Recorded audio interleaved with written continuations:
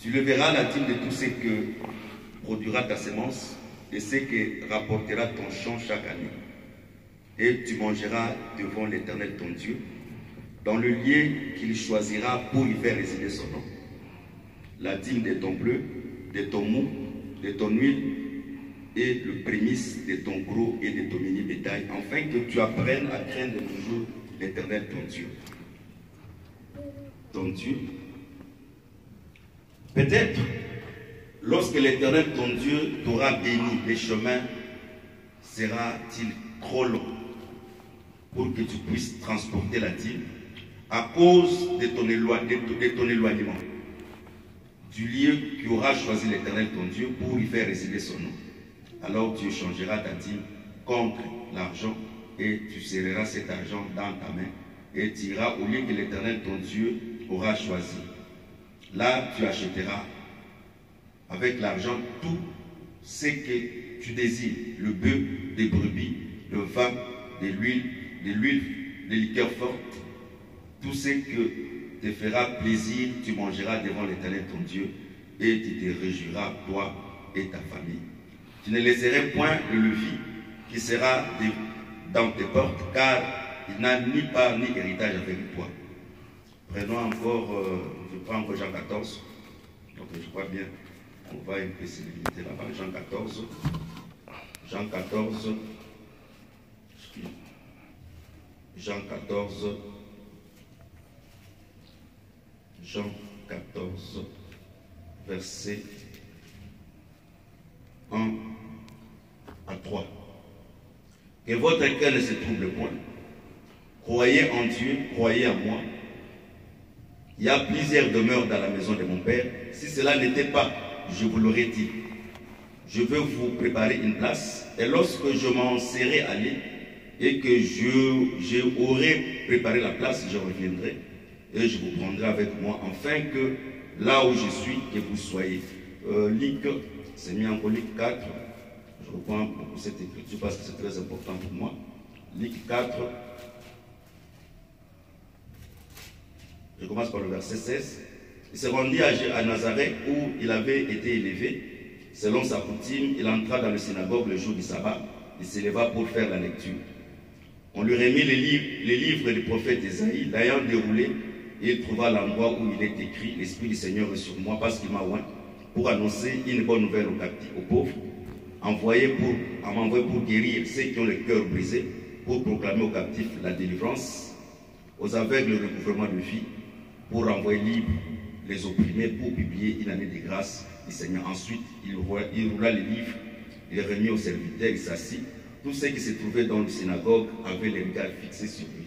Alors il commença à leur dire « Aujourd'hui, cette parole de l'Écriture que vous venez d'entendre est accomplie. » Que le Seigneur bénisse la lecture de sa parole. Amen. Je crois que nous parlons un peu sur la deuxième parole de Jésus, qui a dit avec un brigand qui était avec lui ensemble à la croix, qu'aujourd'hui, tu seras avec moi au paradis. Nous avons dit ceci, Jésus dans Jean 3, il dit, personne n'est monté au ciel, si ce n'est que le Fils de l'homme qui est dans les cieux et il est sur la terre. C'est par là que nous avons dit ceci. Quand le Seigneur disait qu'aujourd'hui tu seras avec moi au paradis, comme étant le deuxième parole, et nous avons dit que cette parole de Jésus à la croix n'est que les 7 paroles que le Seigneur a prononcées dans la création. Parce que le premier jour, la Bible dit Dieu dit que la lumière soit et la lumière fut. Le deuxième jour, Dieu sépara les eaux d'en haut et les eaux d'en bas. L'étendue qui sépare les eaux d'en haut et les eaux d'en bas, le Seigneur l'appelle étant comme étant les ciels. Et quand nous revenons aussi, Jésus, quand il est venu encore pour récréer, parce que nous croyons qu'à chaque fois quand on voit Adam, on voit encore une nouvelle création. Quand le Seigneur est venu encore pour créer comme Adam, il prend son première parole, tes péchés te soient pardonnés, et les deuxième parole, il dit encore, aujourd'hui tu seras avec moi dans le ciel. Donc il répète encore les ciels qui étaient dans le deuxième jour. Nous avons dit ceci, quand le Seigneur dit aujourd'hui, c'est enfin que la parole reste au présent. Mais le ministère est venu pour éclairer, pour donner sens à ce que le Seigneur avait dit. Il y a un frère qui m'a donné une écriture. Il m'a dit ceci. Quelle est l'écriture qui m'a dit? Le Seigneur, dans Jean 4, il a dit, l'heure est venue, il est déjà venu, où les vrais adorateurs adoreront Dieu en esprit et en vérité. Qu'est-ce que les frères voulaient exprimer? Les frères voulaient seulement exprimer que comme le Seigneur a dit que l'heure est venue, il est déjà venu, c'est-à-dire la présence de Jésus pendant qu'il était dans la chair, c'était l'heure où on devait adorer Dieu en esprit et en vérité. C'est par là que je comprends que les frères ne comprennent même pas bien les Écritures. Parce que, après avoir parlé dans Jean 4, quand nous lisons Jean 7, la Bible dit Jésus est allé encore dans la fête des tabernacles pour aller encore fêter. C'est pour dire que Jésus dans la chair, c'était encore la continuité de la loi. C'est-à-dire ce qu'elle disait, ce sont les choses qu'il devait accomplir dans la suite du temps. Je vais augmenter l'écriture pour un peu élever les frères, les écailles sur ses yeux. Quelle est cette écriture? Je vais augmenter. Dans la fête de Cana, Marie envoie les gens pour dire à Jésus s'il peut donner le vin à la fête. Jésus dit, ce n'est pas mon heure. Bien qu'il a dit dans Jean 4, l'heure est venue, elle est déjà venue, où le véritable adorateur adore le Père en esprit en vérité. Mais il dit encore dans la fête de Cana, ce n'est pas mon heure. Mais quelle est l'heure que le Seigneur parle? Parce que l'heure c'est quoi? Quand nous prenons le miracle de Cana, qu'est-ce qu'il a fait dans le miracle de Cana? Il a pris les vases qui servaient à la purification, à la dilution. On a rempli les vases d'eau et il a converti de l'eau en vin. Premièrement, par rapport à la pensée de Paul, Paul dit que les ablutions procuraient la pureté de la chair. Mais les ablutions ne procuraient pas la pureté de la conscience. Mais Paul dit encore, le sang de Jésus nous purifie notre conscience de toute la vie de péché. C'est pour dire que quand il convertit de l'eau en vin, il veut seulement expliquer, nous avons quitté le ministère de la purification de la chair et nous entrons par le vin qui est le ministère de la purification de la conscience. Amen. Or, on ne pouvait pas se convertir si le sang n'a pas coulé. Parce que le sang, il était à la fois signe de l'alliance, parce que dans tout mariage, il doit y avoir un prix à payer. D'avoir un signe de l'alliance, mais le sang aussi était l'évangile qui ramènera plusieurs dans la conversion. C'est-à-dire le changement de l'eau de vin en sang. Le Seigneur prédisait, quand son heure sera accomplie, quand il va payer le prix du sang, c'est à ce moment l'eau va se convertir de l'eau en vin. C'est pour dire seulement ceci. Pierre, bien qu'il était avec le Seigneur, tout ce que le Seigneur prêchait, c'était de l'eau, qui procurait seulement à Pierre que la pureté de la chair. Voilà pourquoi, tout le temps que le Seigneur était encore vivant, Pierre n'était pas converti. Amen. Et il a dit facilement à Pierre, quand il sera converti, affermis les autres. Mais quand l'heure était accomplie, le Saint-Esprit est venu. C'est à ce moment que Pierre pouvait se convertir. Quelle est son bénédiction? Même si le Seigneur dit que l'heure est venue, elle est déjà venue, où on n'a ni dans cette montagne, ni à Jérusalem. Mais quand nous lisons Jean 7, nous trouvons encore le Seigneur à Jérusalem dans le temple pour aller adorer dans le fête des tabernacles. Nous comprenons que Jésus-Christ, Jésus dans la chair, était encore la continuité de Moïse. Mais l'heure qu'il parlait, la Bible disait très bien Jean 4, il dit que l'eau qu'il disait, c'était le Saint-Esprit qui devait être donné. Aussi longtemps qu'il était, il marchait dans la chair, c'était comme la toison de Gédéon qui était seul rempli de l'eau. Il faut qu'il y ait le deuxième nuit pour que nous puissions vider les toisons. Et nous ne sommes pas sur cela, nous sommes ici que nous sommes en train de prêcher. La Bible dit, nous avons expliqué, c'est ça qui complique beaucoup de gens dans cet évangile. Même les prédicateurs ne bénéficient pas de la prédication de la dîme. Dans la Bible, nous avons expliqué qu'il y a 3 sortes de dîmes. Nous avons la dîme qui est comme salaire des serviteurs, que nous avons donné l'écriture des nombres, celui qui sert dans l'autel. C'est ce que Paul dit dans 1 Corinthiens 9, celui qui travaille dans l'évangile vit aussi de l'évangile. Mais nous avons aussi les dîmes d'un an. et nous avons les dîmes de 3 ans. Oui. Les dîmes d'1 an, nous avons expliqué, chaque année, quand tu feras la récolte de la dîme, à cause de l'éloignement du lieu que tu vas adorer Dieu, parce que Dieu avait placé le lieu que les peuples devaient l'adorer. Voilà pourquoi nous croyons aussi, par rapport à la parole, on n'adore pas Dieu n'importe où, mais on adore Dieu là où il a placé son nom. Amen. Or, il a dit dans Jean 17, je leur ai montré ton nom. Quel est le nom qu'il a montré? Le bien-aimé Jean dans l'Apocalypse 9 lui dit, il y avait quelqu'un qui est monté sur le cheval et son nom était la parole de Dieu. C'est par là que nous comprenons que le nom qu'il nous a montré, c'était sa parole. Quel est son bénéfice? C'est-à-dire, dans le lieu où on peut adorer Dieu, c'est là où il y a la parole de Dieu. S'il n'y a pas la parole, c'est-à-dire Dieu aussi n'est pas là. Donc, dans d'autres termes, à ce temps de la loi, c'est Jérusalem qui était les lieux où on devait adorer Dieu. Or, dans le sens prophétique, Jérusalem ne représentait que le ciel. Jérusalem était l'image du ciel. C'est-à-dire, même si nous adorons ici sur terre, mais Paul dit ceci, le tabernacle, le culte céleste, le culte terrestre, c'est l'image de culte qui s'est fait dans le ciel. C'est dans d'autres termes, le vrai culte, c'est dans le ciel. Or, le ciel, dans d'autres termes, a un esprit.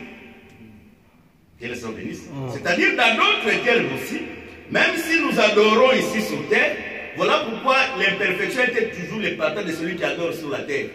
Mais un jour, nous allons quitter cette terre pour adorer, se réjouir avec Dieu dans le ciel. Parce qu'il a dit dans Jean 14, je m'en vais, je vais vous préparer une place. Là où je serai, vous aussi vous serez là-bas. Parce que nous croyons que le Seigneur, comme il est omniscient, omniprésent, omnipartout, il est ensemble avec nous aujourd'hui. Mais il est aussi au ciel pour préparer les places qu'il nous a réservées. Quand la place sera terminée, c'est à ce moment, parce que le Seigneur, quand il purifie, il doit aussi monter au ciel pour rétablir aussi toutes choses dans le ciel. Que le Seigneur bénisse. Alors, l'Écriture dit, quand tu auras le dîme d'une année, à cause de l'éloignement, c'est ce que les gens ne comprennent pas. Les gens qui prêchent que la dîme c'est la loi, même dans cet évangile éternel, je comprends que beaucoup encore, ils ont encore des écailles sur leurs yeux. Il faut un peu de la polir afin qu'ils puissent se voir. Et je regrette quand le prédicateur ne comprend même pas les dispensations. Il y a même les gens qui discutent comme prédicateurs. Oh, le dîme, s'il faut donner la dîme, il faut donner sur la dîme d'1 an, il faut donner les dîmes de 3 ans, il faut donner encore les dîmes. Non, la Bible est trop claire. Vraiment. Les apôtres sont très clairs. Il y a les dîmes d'1 an, les dîmes de 3 ans. Il y a aussi les dîmes comme salaire de Lévi. On doit les manger dans les lieux quelconques. C'est ça. Et les dîmes comme salaire. Paul maintenant répète, explique cette dîme pour dire ceci. Celui qui travaille de l'évangile mange de l'évangile. Comme il est écrit, celui qui travaille à l'autel mange à l'autel. Et l'autel, maintenant, Paul explique que l'autel, c'est l'évangile. Là, Paul n'abolit pas cette loi de la dîme là. Mais la dîme d'une année, c'est ce que nous expliquons. C'est ce qui manque, qui échappe. Et les dîmes de 3 ans qui échappent beaucoup de gens. Les dîmes d'1 an, premièrement, le Seigneur a très bien dit. Il dit ceci. Je suis les graines de blé. Si les graines de blé ne tombent et ne meurent, il ne produira pas beaucoup de fruits. Et nous comprenons que le Seigneur, il était une graine quand il marchait. Voilà pourquoi nous avons dit ceci. Avant que Israël entre en Canaan, il faut que Moïse envoie les espions pour explorer Canaan. Et quand les espions vont en Canaan, ils vont ramener les premiers fruits de Canaan. Dans d'autres termes, le premier fruit, c'est le prémisse. Or, si Israël mange les fruits de Canaan, ils ont l'assurance que à Canaan, c'est un pays qui coule le lait et le miel. Mais nous avons dit ceci. Elisabeth, le jour qu'il s'est rencontré avec Marie, il a facilement dit que le fruit qui se trouve dans ton ventre, c'est un fruit béni. Or, le fruit qui était dans le ventre de Marie, c'était que le Seigneur Jésus-Christ. Nous croyons facilement, le fruit de Cana que les espions avaient ramené comme prémisse, c'était l'image du Seigneur Jésus-Christ. Nous comprenons qu'aujourd'hui, même si nous n'avons pas encore hérité le ciel, mais nous goûtons le fruit du ciel. Amen. Amen. Amen. Amen. Que le Seigneur vous bénisse. Amen. Amen. Donc, dans d'autres termes, les prémices, dans les dîmes d'un an, on associe les prémices et la dîme pour les lieux de l'adoration. Dans d'autres termes, si les gens n'ont pas les yeux pour voir, les dîmes d'un an aussi, le jour qu'on amène les dîmes d'un an pour aller fêter, c'est dans d'autres termes, c'est la fin de la moisson. Or, la fin de la moisson, c'est la fête des tabernacles. Quels sont les bénisse? Parce qu'à chaque fois qu'il y a la fête de moisson, on doit agiter les rameaux pour exprimer que c'est la fin de la moisson. Donc, l'enlèvement, c'est la fin de la moisson. Quels sont les bénisse? Amen. C'est-à-dire, pour aller dans les lieux d'adoration, on doit prendre en compte de l'éloignement, parce que nous croyons que le ciel n'est pas ici. De la même manière, par les yeux, Cana était prêt, mais par la marche, Israël devait marcher 40 jours et 40 nuits. C'est pour dire 40 ans dans le désert, pour dire seulement que Cana, par la foi, c'est prêt. Mais dans la marche, c'est loin. Amen. Amen. Quelle est son bénéfice? À cause de l'éloignement, on doit changer le produit que tu vas ramener dans les lieux d'adoration en argent et on doit les serrer sur la main. Nous croyons aujourd'hui, pour que nous puissions arriver dans le lieu d'adoration, c'est la main qui détient le prix. Le prix de la dîme de Dieu. Je dis ceci, je me répète encore, j'ai dit ceci le dimanche. J'ai dit, en Égypte, Dieu a fait beaucoup de miracles, mais Israël n'est pas sorti en Égypte. Mais quand Dieu a fait le 10e miracle, c'est le 10e miracle qui a permis qu'Israël sorte en Égypte. Donc dans d'autres termes, le 10e miracle, c'était les dîmes de Dieu. Et facilement, avec les Écritures, les dîmes de Dieu, c'était l'agneau. Est-ce que c'est comprend? Les dîmes de Dieu, c'était l'agneau. Or, la mort de l'agneau, c'est la vie du premier-né d'Israël, et c'est la mort de tous les premiers-nés des Égyptiens. Amen. Amen. Amen. Donc, dans notre terme, si nous restons en vie, si on te trouve en vie, parce qu'il y a une différence entre avoir la vie et respirer. C'est-à-dire, si nous avons la vie, parce que nous sommes premiers-nés, il y a un premier-né qui était mort, qui nous a remplacés, et nous avons la vie. Voilà pourquoi facilement dans les Écritures, nous sommes l'ensemble des premiers-nés. C'est ce que je dis ceci. Jésus a pris le pain. Il a divisé en 12 parties. Il a donné aux apôtres, les apôtres ont mangé. Et dans d'autres termes, les apôtres ont mangé Jésus. Quand il vomit, chacun d'eux vomit une part de Jésus. Et la prédication, c'est une part du pain qu'ils avaient mangé. C'est-à-dire, pour avoir Jésus, il faut réunir les 12 apôtres pour avoir le pain dans son entièreté. Amen. Voilà pourquoi tu ne peux pas prêcher Paul, écrire Pierre. Tu ne peux pas prêcher Jacques, écrire Paul. C'est quand tu écris une partie du pain.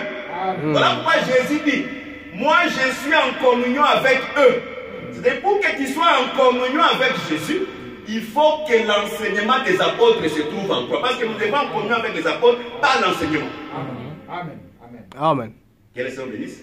Là où il n'y a pas les apôtres, voilà pourquoi nous vous disons avec certitude, le ministère c'est un gouvernail qui conduit les bateaux. Mais dans le bateau, il faut que, je donne comme un exemple terre à terre avant que je puisse l'expliquer. Quand nous entrons dans la voiture, nous voyons les panneaux. Les panneaux qui vont se chercher, même celui qui conduit, même celui qui ne conduit pas, il a les yeux de voir les panneaux. Mais les chauffeurs, c'est celui qui est de l'autre côté. C'est pour dire que dans le barque que nous sommes entrés, les apôtres, ce sont les panneaux. qui nous permet d'aller jusque dans le port désiré. Même si je ne conduis pas, même si c'est le ministère qui est le gouvernail, mais j'ai les yeux de voir les panneaux.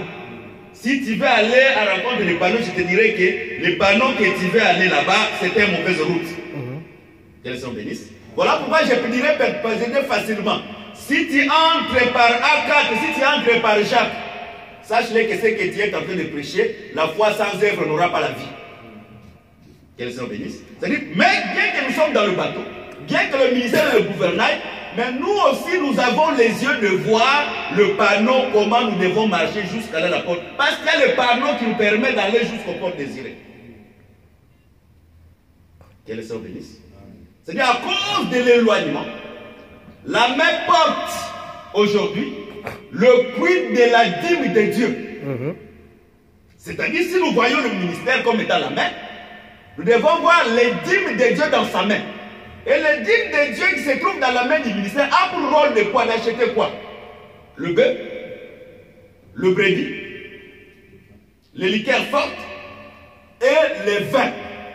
C'est-à-dire, l'évangile que nous sommes en train de prêcher a pour objectif, premièrement, de racheter. Pourquoi on n'a pas commencé avec les brebis? On a commencé avec le bœuf. Pourquoi? Parce que là où il y a le bœuf, il y a l'église. On ne peut pas avoir l'église sans ministère. On ne peut pas avoir le ministre sans l'église. C'est-à-dire là où il y a le bœuf, c'est là où il y a le ministère. Là où il y a le bœuf, là où il y a le ministre, c'est là où il y a l'église. L'église sans ministère, ce n'est pas une église. Même les gens se réunissent. Ce sont les organisations des hommes. Peut-être les Congolais de diaspora, les Camerounais de diaspora, et les Gabons. Donc, c'est la diaspora. Ça n'a rien à faire avec Dieu. Parce que le ministère porte le Saint-Esprit dans ses mains. Quels sont les ministres? C'est-à-dire, là où il n'y a pas le ministre, il n'y a pas aussi le Saint-Esprit. Voilà pourquoi, sagement, si on comprend que quelqu'un n'a pas le ministère, on n'a pas aussi le droit de nous donner l'oreille. Amen. Amen. Parce que le ministère, quand Pierre était venu dans la maison de Corneille, quand il a commencé à parler, le Saint-Esprit s'est manifesté dans la vie de Corneille. Dans d'autres termes, le ministre est le porteur du Saint-Esprit. Quels sont les ministres? Avec cet argent, on achète encore les brebis. C'est-à-dire la prédication a comme travail, quand on est au milieu de nous, il faut que le ministre, il faut que nous voyons aussi au travers du ministre, d'autres ministres. Il faut qu'au travers du ministère, que nous voyons aussi que la parole a racheté le brebis. Parce que le rôle de brebis, c'est quand nous serons au ciel, dans les lieux où le Seigneur a placé son nom, que nous puissions nous réjouir ensemble avec les Lévites, avec l'étranger. Quels sont les ministres? C'est là où que les gens n'ont pas compris les dîmes d'un an. Les dîmes d'un an, c'est par rapport à l'éloignement. Et nous comprenons que le ciel, c'est un lieu éloigné, où on a pris la vie du Seigneur, on l'a changé en argent. Oh, l'argent, facilement, l'argent, c'est le sang. Le sang, c'est le rachat. C'est-à-dire, le ministère porte le message du rachat. Amen. Quels sont les ministres? Voilà pourquoi le Seigneur a dit facilement, je m'en vais vous préparer. Et je vous ai dit, Christ est comme étant les dîmes de Dieu, qui a opéré le miracle que le premier-né de Pharaon puisse mourir, afin que son premier-né reste en vie. Parce que Dieu a dit ceci à Pharaon, laisse partir mon premier-né, sinon je tuerai ton premier-né. C'est-à-dire, si nous voyons le premier-né en vie, dans d'autres termes, c'est-à-dire il y a un agneau qui est mort. Or, le premier-né, c'est la force, c'est la vigueur. C'est-à-dire un enfant de Dieu qui est racheté. C'est un homme puissant. Si c'est un homme puissant, dans d'autres termes, il a la promesse de double portion comme étant le premier-né. C'est-à-dire, au travers de lui, nous devons voir la force. Voilà pourquoi aujourd'hui, c'est l'Église qui est le premier-né de Dieu. Et Paul dit dans Ephésiens 3, verset 10, que dans l'Église, que les principautés, les autorités, sachent qu'en Christ, que nous voyons la sagesse infiniment variée de Dieu. Et si nous voulons trouver la force de Dieu aujourd'hui, c'est dans son premier-né. Et son premier-né, c'est qui? C'est l'Église. Et l'Église, c'est qui? C'est toi. C'est-à-dire, même si les sorciers, veut savoir la puissance de Dieu, au lieu que toi tu puisses commencer à craindre les sorciers, parce qu'il y a déjà le premier de Dieu qui est mort, dans sa mort, il a entraîné aussi la mort des premiers de Pharaon. C'est-à-dire aujourd'hui, le diable est sans force. Mais c'est seulement, ce sont les gens qui n'ont pas compris l'évangile, qui continuent jusqu'aujourd'hui à craindre le diable. Mais dis-moi, comme toi tu es en vie, tu as la respiration. Parce que nous avons expliqué la respiration, mais l'essoufflement. Nous avons dit ceci. Dans la création, Dieu a pris la poussière. Il a fait un corps et il a soufflé sur la poussière. Et la Bible, l'homme était devenu un âme vivante.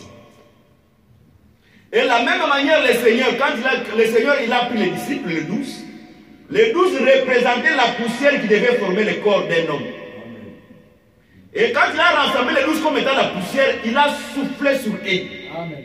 Et par là, nous comprenons que le souffle de Dieu que Jésus avait soufflé sur les disciples, c'était la vie qui est le Saint-Esprit pour que les apôtres deviennent un âme vivante. C'est-à-dire, un vivant, c'est celui qui a le souffle de Dieu, qui est son esprit en lui. Amen. C'est ça. Que le Seigneur bénisse. C'est-à-dire, si aussi tu veux avoir la vie, par l'enseignement, tu deviens aussi un vivant. Que le Seigneur bénisse. C'est-à-dire, quand on arrivera sur les liens d'adoration, c'est là où nous devons nous réjouir. La Bible est trop claire, vous allez vous réjouir. Or, notre joie aujourd'hui, elle n'est pas totale. Voilà pourquoi on peut être attristé pour un temps et on peut se réjouir pour un temps. Tout peut arriver pour un temps et tout peut changer pour un temps. Parce qu'il y a un temps pour tout, il y a un temps pour se réjouir, il y a aussi un temps pour souffrir. Voilà pourquoi Dieu, dans sa souveraineté, quand il a créé la création, il a créé les collines, les vallées, et il a créé les plaines. C'est dans la vie de personne, tu peux être haut aujourd'hui, demain tu peux être bas, et après demain ta vie peut aller, il dit que je ne comprends pas comment je marche, je suis seulement dans les niveaux, c'est s'il est sur la plaine. Il faut comprendre quand tu marches avec Dieu, quand est-ce que tu es sur la plaine, quand est-ce que tu es sur les vallées, et quand est-ce que tu es sur la colline. Il y a les fois que tu peux être haut, il y a les fois que tu peux être bas, et il y a les fois que ta vie peut être constante comme un graphique qui ne bouge pas. Que les hommes bénissent. C'est pour dire que notre vraie joie, ce n'est pas ici sur la terre. Notre vraie joie, c'est dans les liens que le Seigneur est allé nous préparer. C'est-à-dire, si tu veux te réjouir, tu te réjouiras avec la dîme de Dieu, pas ici sur la terre, mais tu te réjouiras avec la dîme de Dieu dans le ciel. Que les hommes bénissent. Mais les gens qui n'ont pas compris. Or, la durée de la moisson n'est qu'un an. Parce que la moisson, tu vas ramener les dîmes d'un an. C'est-à-dire la durée de la moisson n'est qu'un an. Or, le 1 an, c'est le temps de la grâce. Le temps de la grâce n'a qu'une durée d'1 an. Mais Christ, dans ses chants, la Bible dit, il est le prémisse. Parce que les dîmes d'un an, on se réjouit avec les dîmes d'un an aussi avec les prémices. Or, quand Dieu, la Bible dit, quand Dieu agrée les prémices, la masse l'est aussi, Dieu est intégré. Oui. Si Dieu nous agrée, parce que nous sommes les frères de Jésus, voilà pourquoi j'ai dit la fois passée. La sanctification, c'est un problème de frères. Quand moi je comprends que tu n'es pas mon frère, tu ne peux pas me prêcher. Parce qu'avant que tu puisses me sanctifier, il faut que nous soyons frères et frères.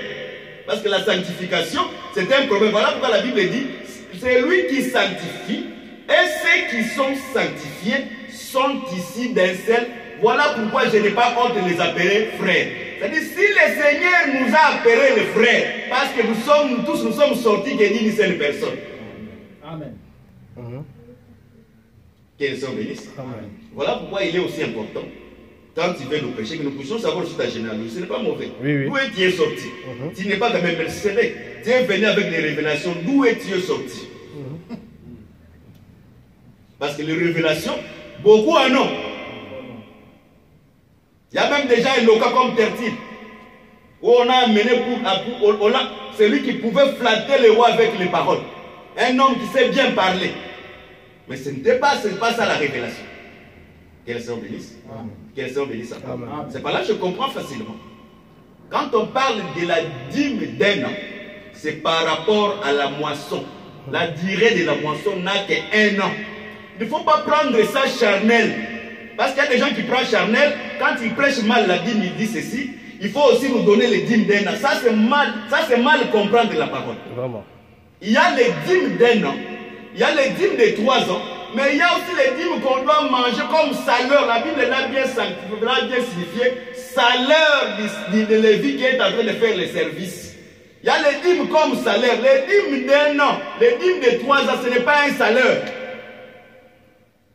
Comment tu peux manger ton propre salaire? Ce n'est pas un salaire. Donc, ça, ce n'est pas un salaire pour un autre. Ça, c'est le prix de ton travail que tu es en train de manger. Toi-même, tu as travaillé.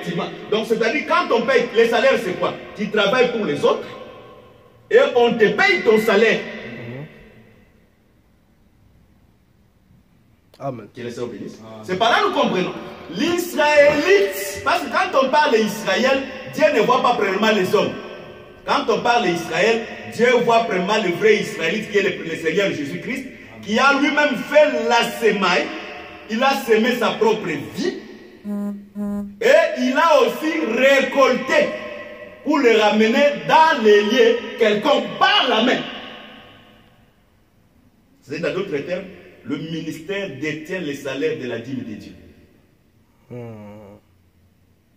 Quand nous prêchons, nous avons les salaires de la dîme de Dieu, a pour objectif de faire quoi? D'acheter le bœuf, le brebis, le liqueur fort et le vin. Nous avons dit pour terminer, parce qu'on va prendre le temps de prier, nous avons dit pour terminer, le liqueur a pour objectif que l'homme puisse oublier son état. Tu ne peux pas oublier ton état si tu n'as pas bu le liqueur fort. Que les sœurs bénissent. On se limite ici, on va maintenant prier.